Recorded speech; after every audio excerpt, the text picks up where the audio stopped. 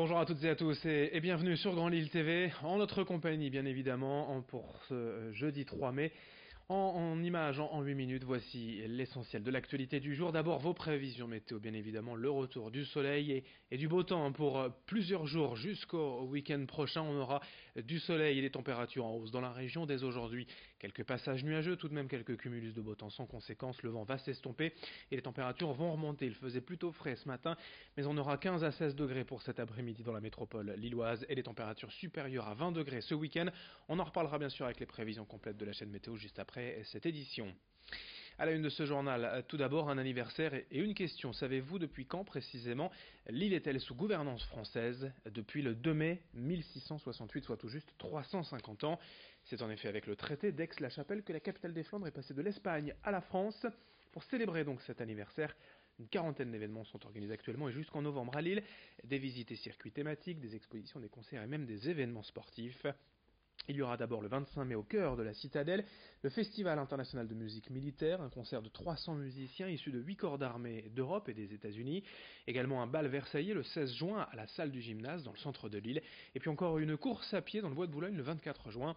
Explication à propos de ce 350e anniversaire et des événements qui auront lieu, notamment cette course à pied dans la Citadelle au micro d'Idil Gunaï.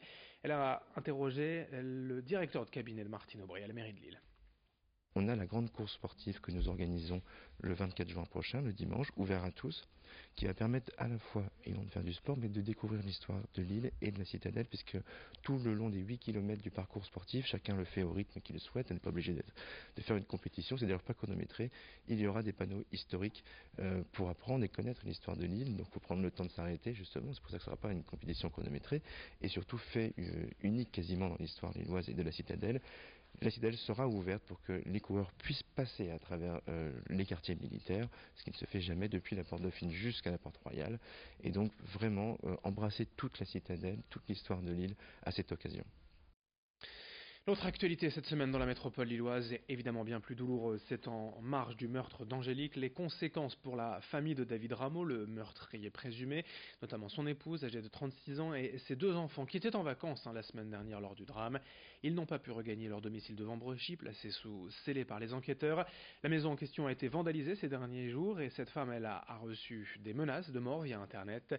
Elle a donc décidé de porter plainte et de se constituer partie civile pour se protéger, elle et son avocat.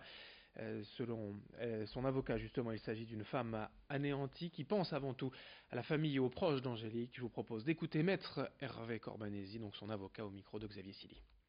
Alors non, on n'est pas choqué, il est parfaitement anéanti, c'est complètement différent. J'ai vu quelqu'un arriver hier dans mon bureau qui s'installait juste là derrière vous, qui était tremblante, qui avait des fantômes dans les yeux, qui arrivait très très mal à s'exprimer, très difficilement pardon, et qui s'est rendu compte que du jour au lendemain elle a tout perdu.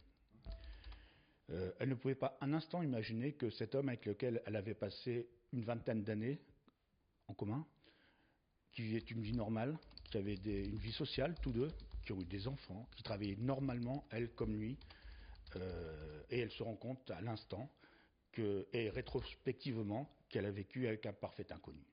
Et ça, c'est terrible. Un parfait inconnu, pourtant, d'après les informations qu'on a pu recueillir, elle était quand même au courant de son passé. Non, on ne peut pas dire ça. De toute façon, ça, c'est tenu dans les PV qui sont frappés du sceau du secret de l'instruction, donc j'en parlerai pas.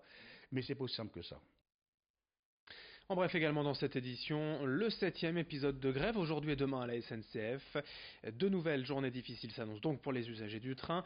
Aujourd'hui, un TGV sur 3 en circulation et seulement 15% des TER et intercités sur les rails.